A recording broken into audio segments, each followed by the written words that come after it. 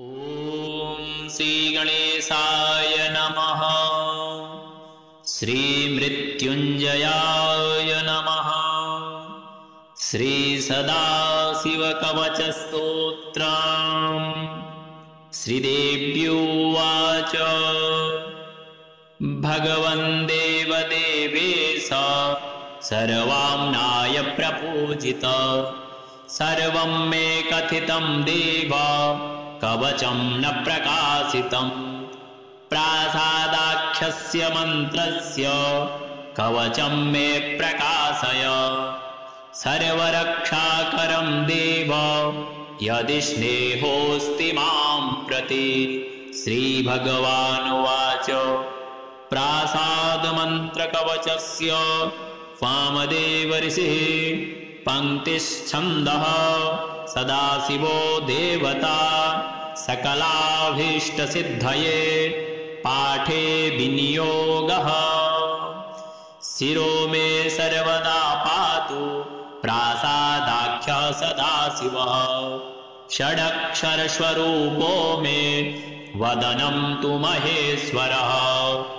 पञ्चाक्षरात्मा भगवान् भुजौ मे परिरक्षतु मृत्युञ्जयस्त्रिबीजात्मा आस्यां रक्षतु मे सदा वटमूलं समासीनो दक्षिणामूर्तिरव्ययः सदा मां सर्वतः पातु षट्त्रिंशार्णस्वरूपदृक् द्वाविंशार्णात्मको रुद्रो दक्षिणः परिरक्षतु त्रिवर्णात्मा नीलकण्ठः कण्ठं रक्षतु सर्वदा चिन्तामणिर्बीजरूपो ह्यर्धनारीश्वरो हरः सदा रक्षतु मे गुह्यं सर्वसम्पत्प्रदायकः एकाक्षरस्वरूपात्मा कूटव्यापी महेश्वरः मार्तण्डभैरवो नित्यं पादौ मे परिरक्षतु तुम्बुराख्यो महाबीज स्वरूप त्रिपुरान्तकः सदा मां रणभूमौ च रक्षतु त्रिदशाधिपः ऊर्ध्वमूर्धानमीशानो मम रक्षतु सर्वदा दक्षिणास्यं तत्पुरुषः पायान्मे गिरिनायकः अघोराख्यो महादेव पूर्वास्यां परिरक्षतु वामदेवः पश्चिमास्यं सदा मे परिरक्षतु उत्तरास्यं सदा पातु सद्यो जातस्वरूपदृक् इत्थं रक्षाकरं देवी कवचं देवदुर्लभम् प्रातःकाले पठेद्यस्तु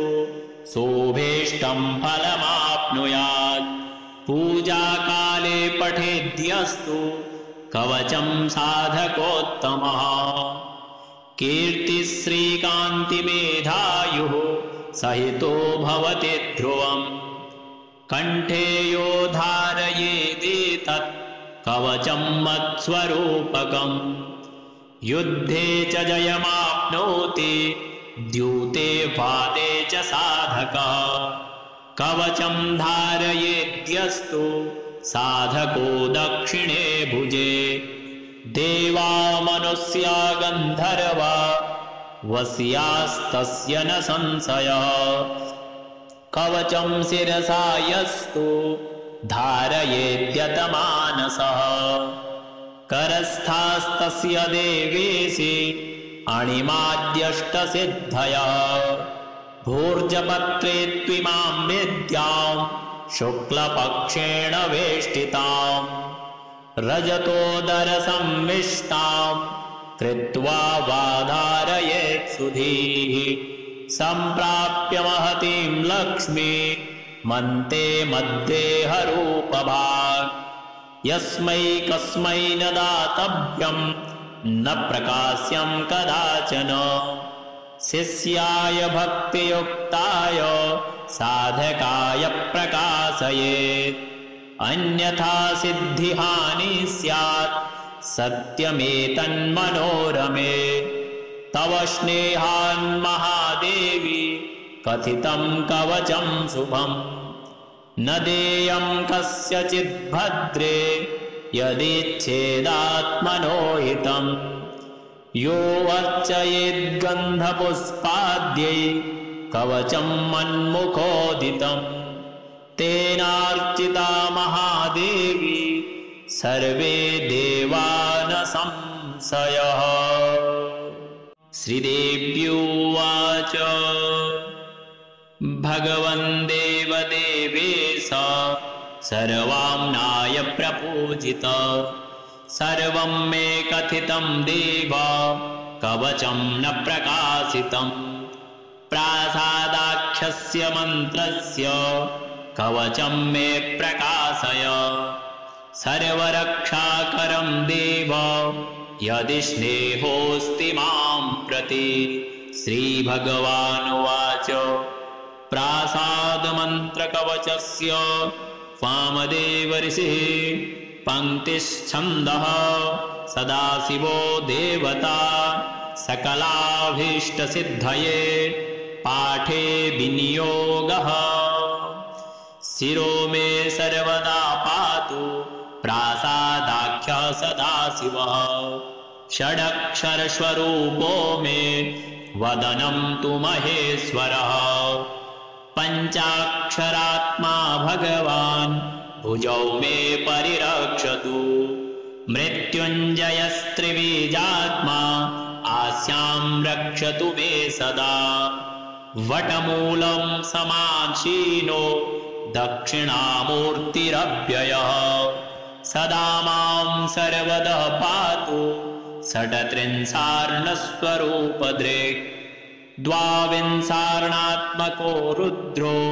दक्षिणः परिरक्षतु त्रिवर्णात्मा नीलकण्ठः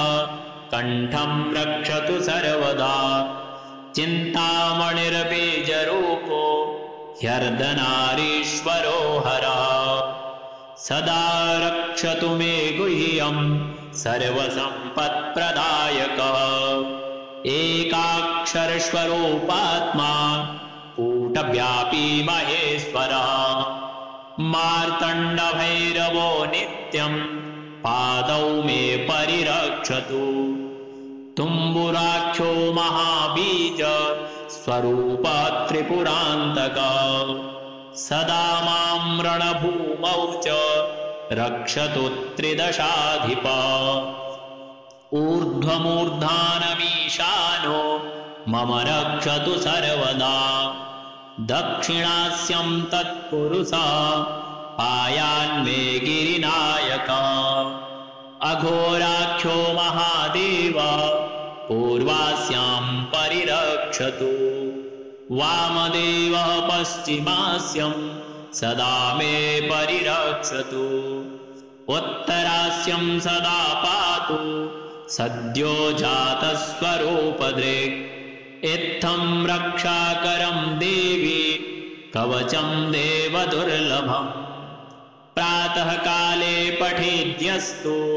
सोभीष्टं फलमाप्नुयात् पूजाकाले पठेद्यस्तु कवचं साधकोत्तमः कीर्तिश्रीकान्तिमेधायुः सहितो भवति ध्रुवम् कण्ठे यो धारयेदेतत् कवचं मत्स्वरूपकम् युद्धे च जयमाप्नोति द्यूते वादे च साधकः कवचं धारयेद्यस्तु साधको दक्षिणे भुजे देवा मनुष्या गन्धर्वा वस्यास्तस्य न संशयः कवचं शिरसा यस्तु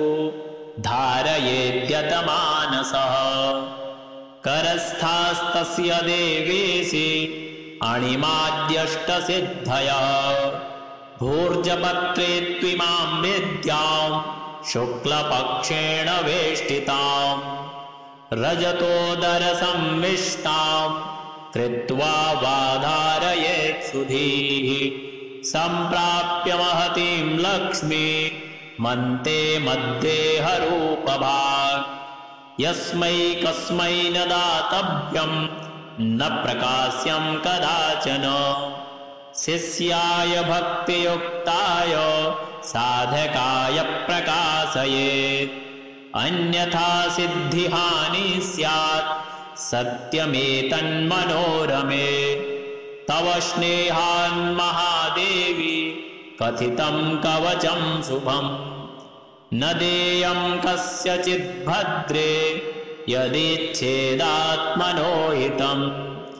यो अर्चयेद्गन्धपुष्पाद्यै कवचं मन्मुखोदितम् तेनार्चिता महादेवी सर्वे देवा न संशयः। श्रीदेव्युवाच भगवन् देवदेवेश सर्वाम्नाय प्रपूजित सर्वं मे कथितं देव कवचं न प्रकाशितं प्रासादाख्यस्य मन्त्रस्य कवचं मे प्रकाशय सर्वरक्षाकरं देव यदि स्नेहोऽस्ति मां प्रति। श्रीभगवानुवाच प्रासादमन्त्रकवचस्य वामदेव ऋषिः पङ्क्तिश्छन्दः सदाशिवो देवता सकलाभीष्टसिद्धये पाठे विनियोगः शिरो मे सर्वदा पातु प्रासादाख्यः सदाशिवः षडक्षरस्वरूपो मे वदनं तु महेश्वरः पञ्चाक्षरात्मा भगवान् भुजौ मे परिरक्षतु मृत्युञ्जयस्त्रिबीजात्मा आस्यां रक्षतु मे सदा वटमूलं समासीनो दक्षिणामूर्तिरव्ययः सदा मां सर्वदा पातु षट्त्रिंशार्णस्वरूपदृक् द्वाविंशार्णात्मको रुद्रो दक्षिणः परिरक्षतु त्रिवर्णात्मा नीलकण्ठः कण्ठं रक्षतु सर्वदा चिन्तामणिर्बीजरूपो ह्यर्धनारीश्वरो हरः सदा रक्षतु मे गुह्यं सर्वसम्पत्प्रदायकः एकाक्षरस्वरूपात्मा कूटव्यापी महेश्वरः मार्तण्डभैरवो नित्यं पादौ मे परिरक्षतु तुम्बुराख्यो महाबीज स्वरूप त्रिपुरान्तकः सदा मां रणभूमौ च रक्षतु त्रिदशाधिपः ऊर्ध्वमूर्धानमीशानो मम रक्षतु सर्वदा दक्षिणास्यं तत्पुरुषः पायान्मे गिरिनायकः अघोराख्यो महादेव पूर्वास्यां परिरक्षतु वामदेवः पश्चिमास्यं सदा मे परिरक्षतु उत्तरास्यं सदा पातु सद्यो जातस्वरूपदृक् इत्थं रक्षाकरं देवी कवचं देवदुर्लभम् प्रातःकाले पठेद्यस्तु शोभेष्टं फलमाप्नुयात् पूजाकाले पठेद्यस्तु कवचं साधकोत्तमः कीर्तिश्रीकान्तिमेधायुः सहितो भवति ध्रुवम् कण्ठे यो धारयेदेतत् कवचं मत्स्वरूपकम् युद्धे च जयमाप्नोति द्यूते वादे च साधकः कवचं धारयेद्यस्तु साधको दक्षिणे भुजे देवा मनुष्या गन्धर्वा वस्यास्तस्य न संशयः कवचं शिरसा यस्तु धारयेद्यतमानसः करस्थास्तस्य देवेशि अणिमाद्यष्टसिद्धयः भूर्जपत्रे त्विमां विद्यां शुक्लपक्षेण वेष्टिताम् रजतोदरसंविष्टां कृत्वा वाधारयेत् सुधीः सम्प्राप्य महतीं लक्ष्मी मन्ते मद्देहरूपभाक् यस्मै कस्मै न दातव्यं न प्रकाश्यं कदाचन शिष्याय भक्तियुक्ताय साधकाय प्रकाशयेत् अन्यथा सिद्धिहानि स्यात् सत्यमेतन्मनोरमे तव स्नेहान्महादेवी कथितं कवचं शुभम् न देयं कस्यचिद् भद्रे यदिच्छेदात्मनो हितम् यो अर्चयेद्गन्धपुष्पाद्यै कवचं मन्मुखोदितम् तेनार्चिता महादेवी सर्वे देवा न संशयः। श्रीदेव्युवाच भगवन् देवदेवेश सर्वाम्नाय प्रपूजित सर्वं मे कथितं देव कवचं न प्रकाशितम् प्रासादाख्यस्य मन्त्रस्य कवचं मे प्रकाशय सर्वरक्षाकरं देव यदि स्नेहोऽस्ति मां प्रति। श्रीभगवानुवाच प्रासादमन्त्रकवचस्य वामदेव ऋषिः पङ्क्तिश्छन्दः सदाशिवो देवता सकलाभीष्टसिद्धये पाठे विनियोगः शिरो मे सर्वदा पातु प्रासादाख्यः सदाशिवः षडक्षरस्वरूपो मे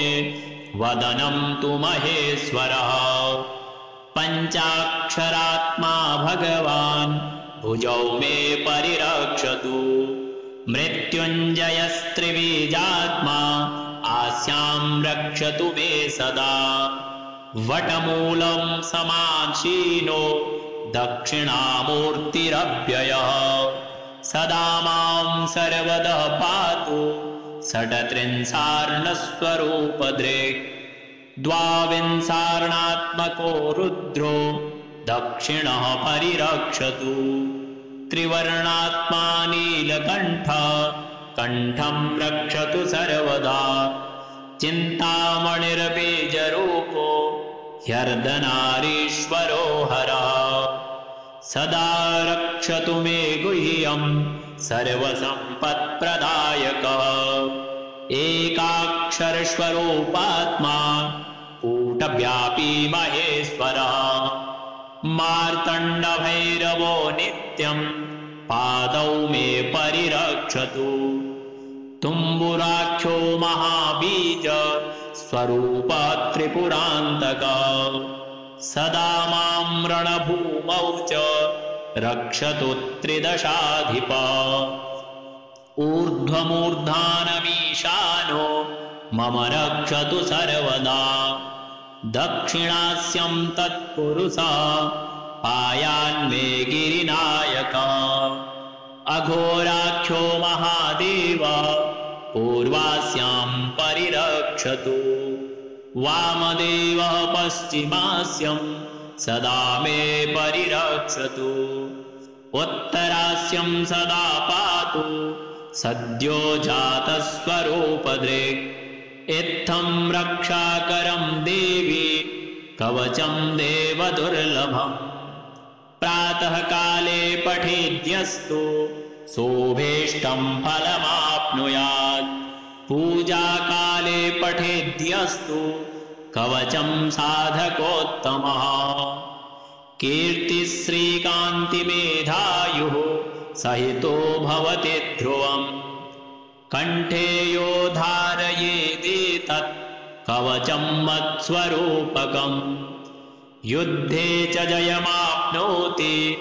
द्यूते वादे च साधकः कवचं धारयेद्यस्तु साधको दक्षिणे भुजे देवा मनुष्या गन्धर्वा वस्यास्तस्य न संशयः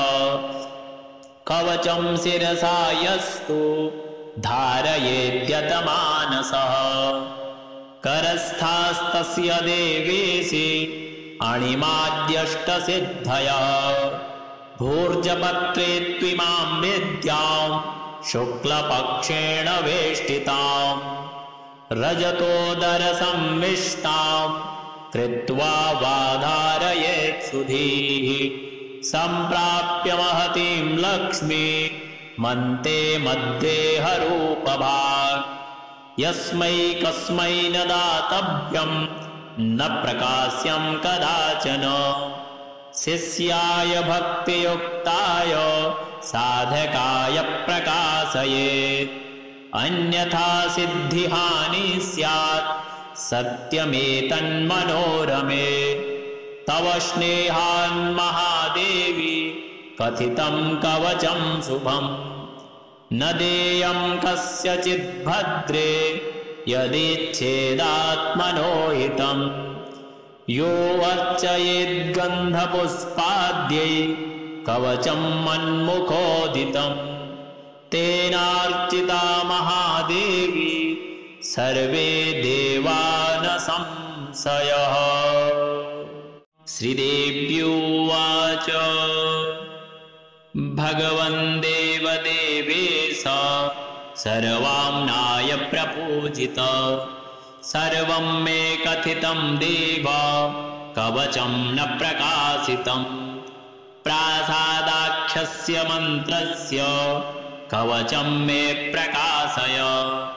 सर्वरक्षाकरं देव यदि स्नेहोऽस्ति मां प्रति। श्रीभगवानुवाच प्रासादमन्त्रकवचस्य वामदेव ऋषिः पङ्क्तिश्छन्दः सदाशिवो देवता सकलाभीष्टसिद्धये पाठे विनियोगः शिरो मे सर्वदा पातु प्रासादाख्यः सदाशिवः षडक्षरस्वरूपो मे वदनं तु महेश्वरः पञ्चाक्षरात्मा भगवान् भुजौ मे परिरक्षतु मृत्युञ्जयस्त्रिबीजात्मा आस्यां रक्षतु मे सदा वटमूलं समासीनो दक्षिणामूर्तिरव्ययः सदा मां सर्वतः पातु षट्त्रिंशार्णस्वरूपदृक् द्वाविंशार्णात्मको रुद्रो दक्षिणः परिरक्षतु त्रिवर्णात्मा नीलकण्ठः कण्ठं रक्षतु सर्वदा चिन्तामणिर्बीजरूपो ह्यर्धनारीश्वरो हरः सदा रक्षतु मे गुह्यं सर्वसम्पत्प्रदायकः एकाक्षरस्वरूपात्मा कूटव्यापी महेश्वरः मार्तण्डभैरवो नित्यं पादौ मे परिरक्षतु तुम्बुराख्यो महाबीज स्वरूप त्रिपुरान्तकः सदा मां रणभूमौ च रक्षतु त्रिदशाधिपः ऊर्ध्वमूर्धानमीशानो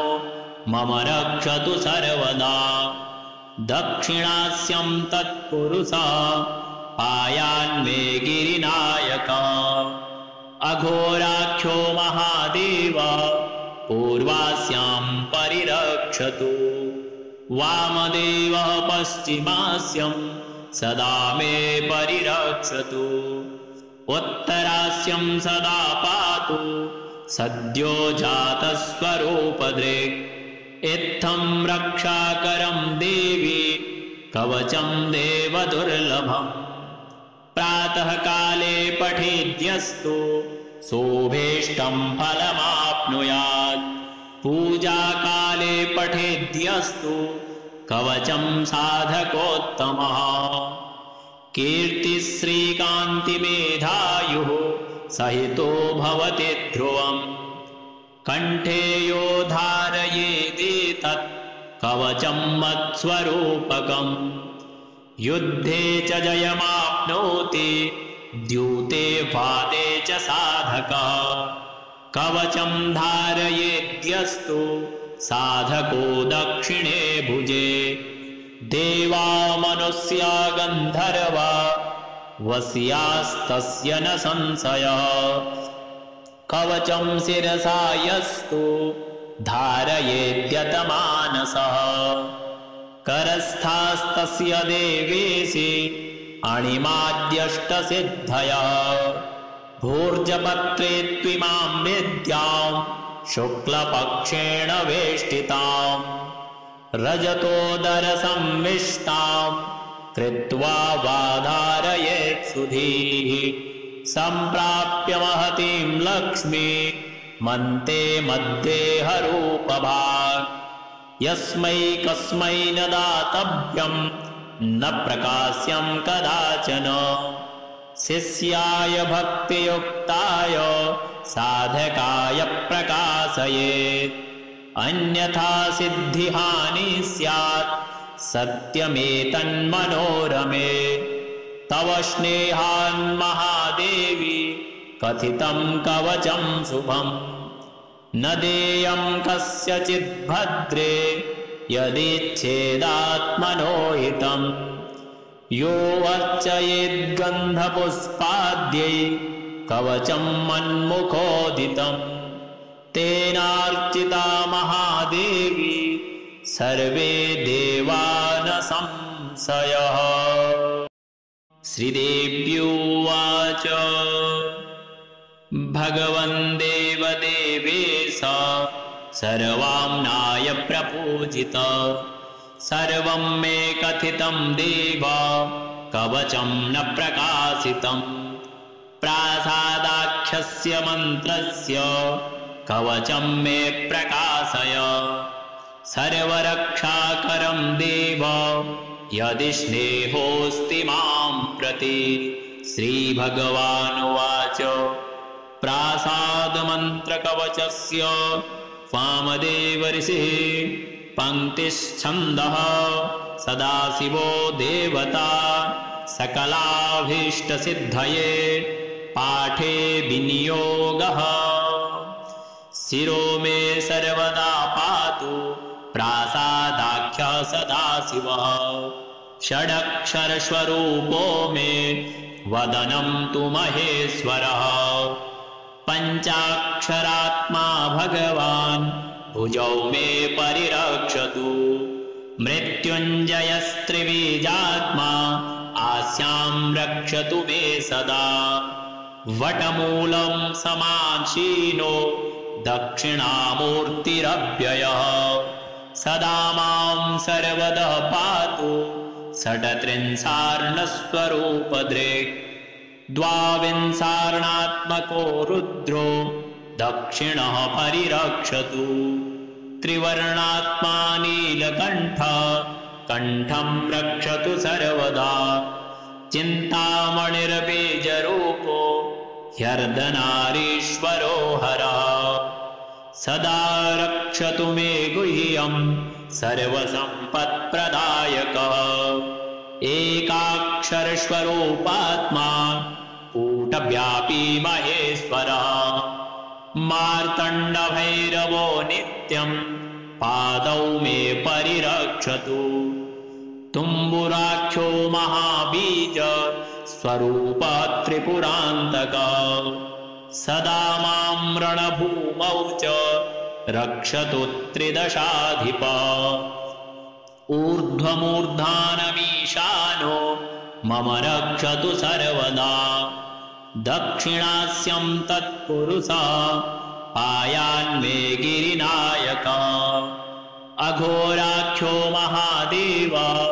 पूर्वास्यां परिरक्षतु वामदेवः पश्चिमास्यं सदा मे परिरक्षतु उत्तरास्यं सदा पातु सद्यो जातस्वरूपदृक् इत्थं रक्षाकरं देवी कवचं देवदुर्लभम् प्रातःकाले पठेद्यस्तु सोभीष्टं फलमाप्नुयात् पूजाकाले पठेद्यस्तु कवचं साधकोत्तमः कीर्तिश्रीकान्तिमेधायुः सहितो भवति ध्रुवम् कण्ठे यो धारयेदेतत् कवचं मत्स्वरूपकम् युद्धे च जयमाप्नोति द्यूते वादे च साधकः कवचं धारयेद्यस्तु साधको दक्षिणे भुजे देवा मनुष्या गन्धर्वा वस्यास्तस्य न संशयः कवचं शिरसा यस्तु धारयेद्यतमानसः करस्थास्तस्य देवेशि अणिमाद्यष्टसिद्धयः भूर्जपत्रे त्विमां विद्यां शुक्लपक्षेण वेष्टिताम् रजतोदरसंविष्टां कृत्वा वाधारयेत् सुधीः सम्प्राप्य महतीं लक्ष्मी मन्ते मध्ये हरूपभाक् यस्मै कस्मै न दातव्यं न प्रकाश्यं कदाचन शिष्याय भक्तियुक्ताय साधकाय प्रकाशयेत् अन्यथा सिद्धिहानि स्यात् सत्यमेतन्मनोरमे तव स्नेहान्महादेवी कथितं कवचं शुभम् न देयं कस्यचिद्भद्रे यदिच्छेदात्मनो हितम् यो अर्चयेद्गन्धपुष्पाद्यै कवचं मन्मुखोदितम् तेनार्चिता महादेवी सर्वे देवा न संशयः श्रीदेव्युवाच भगवन् देवदेवेश सर्वाम्नाय प्रपूजित सर्वं मे कथितं देव कवचं न प्रकाशितं प्रासादाख्यस्य मन्त्रस्य कवचं मे प्रकाशय सर्वरक्षाकरं देव यदि स्नेहोऽस्ति मां प्रति श्रीभगवानुवाच प्रासादमन्त्रकवचस्य वामदेव ऋषिः पङ्क्तिश्छन्दः सदाशिवो देवता सकलाभीष्टसिद्धये पाठे विनियोगः शिरो मे सर्वदा पातु प्रासादाख्यः सदाशिवः षडक्षरस्वरूपो मे वदनं तु महेश्वरः पञ्चाक्षरात्मा भगवान् भुजौ मे परिरक्षतु मृत्युञ्जयस्त्रिबीजात्मा आस्यां रक्षतु मे सदा वटमूलं समासीनो दक्षिणामूर्तिरव्ययः सदा मां सर्वदा पातु षट्त्रिंशार्णस्वरूपदृक् द्वाविंशार्णात्मको रुद्रो दक्षिणः परिरक्षतु त्रिवर्णात्मा नीलकण्ठः कण्ठं रक्षतु सर्वदा चिन्तामणिर्बीजरूपो ह्यर्धनारीश्वरो हरः सदा रक्षतु मे गुह्यं सर्वसम्पत्प्रदायकः एकाक्षरस्वरूपात्मा कूटव्यापी महेश्वरः मार्तण्डभैरवो नित्यं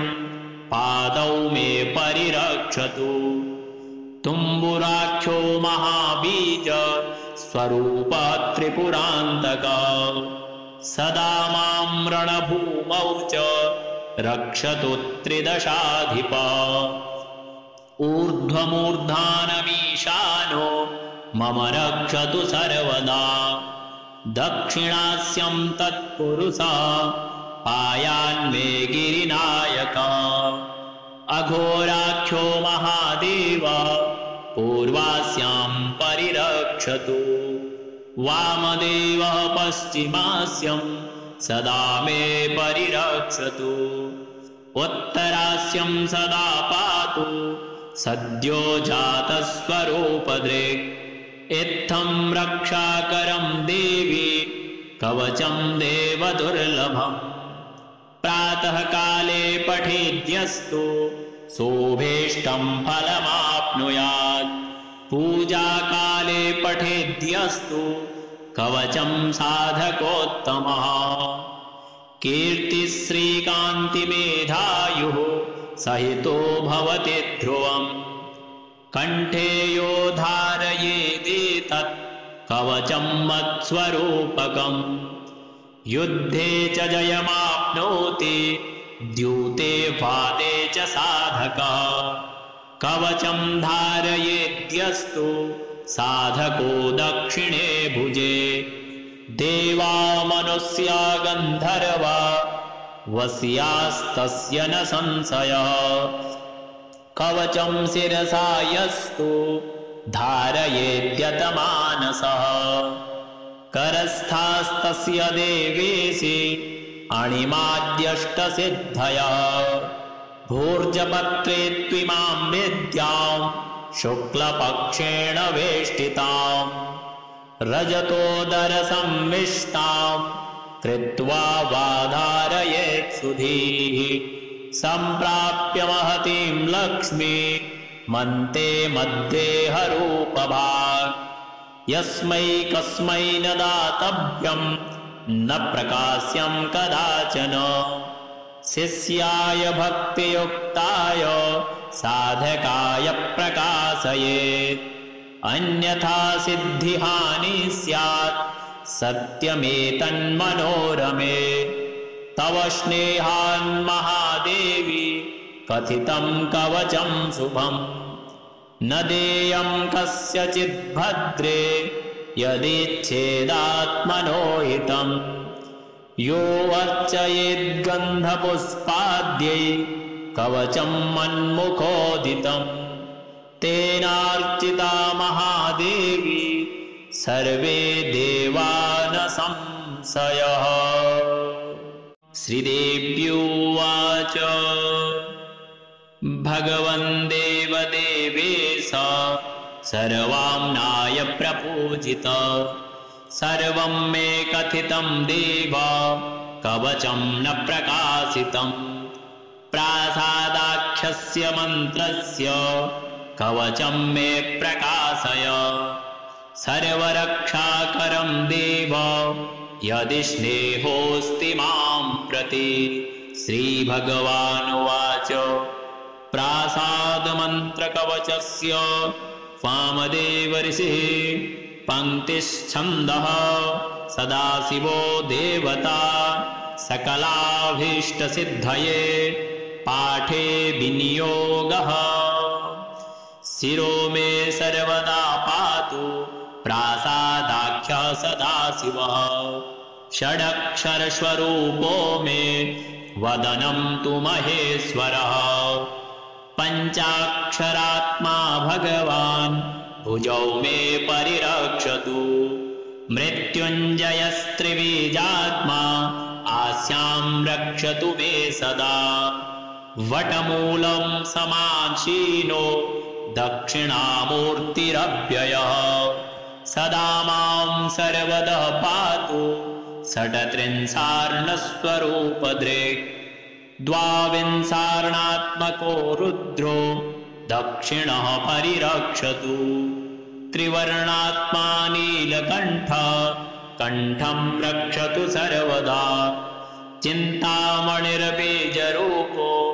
ह्यर्धनारीश्वरो हरः। सदा रक्षतु मे गुह्यं सर्वसम्पत्प्रदायकः। एकाक्षरस्वरूपात्मा कूटव्यापी महेश्वरः। मार्तण्डभैरवो नित्यं पादौ मे परिरक्षतु। तुम्बुराख्यो महाबीज स्वरूप त्रिपुरान्तकः। सदा मां रणभूमौ च रक्षतु त्रिदशाधिप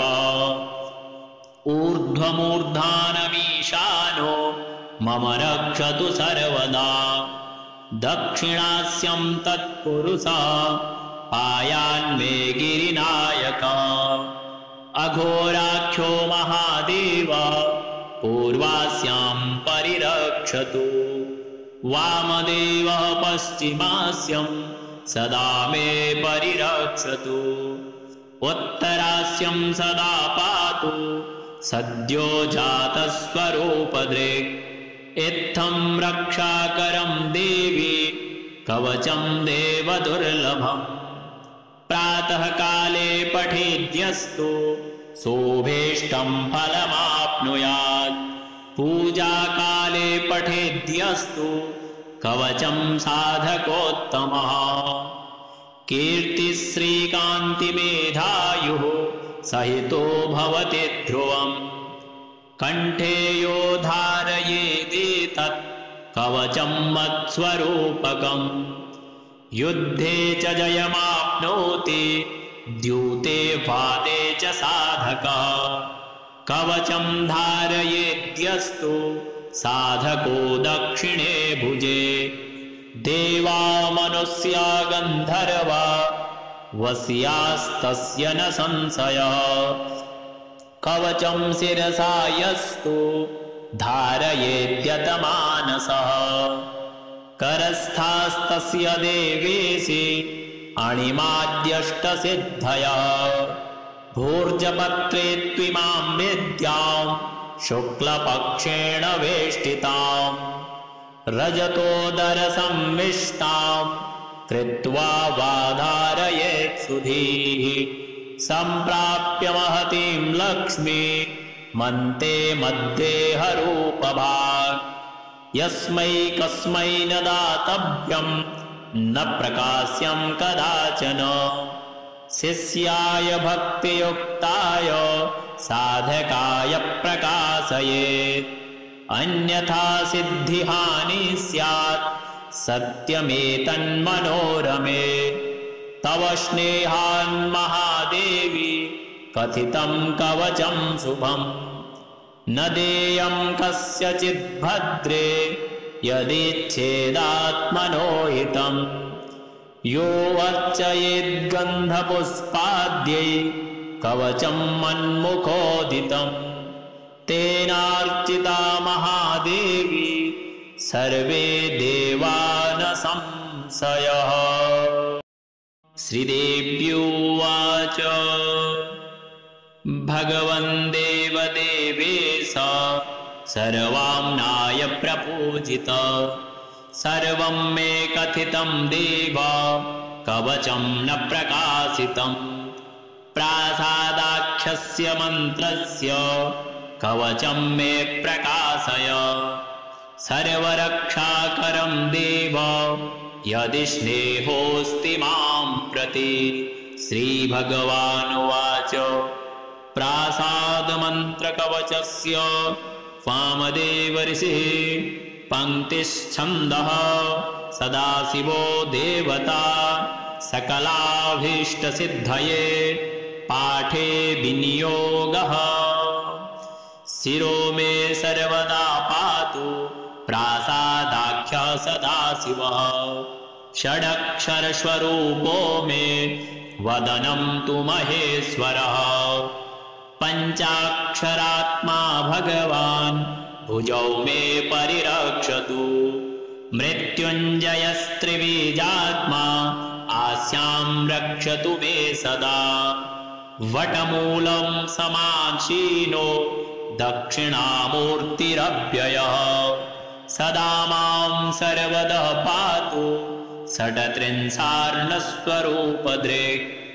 द्वाविंशार्णात्मको रुद्रो दक्षिणः परिरक्षतु त्रिवर्णात्मा नीलकण्ठः कण्ठं रक्षतु सर्वदा चिन्तामणिर्बीजरूपो ह्यर्धनारीश्वरो हरः सदा रक्षतु मे गुह्यं सर्वसम्पत्प्रदायकः एकाक्षरस्वरूपात्मा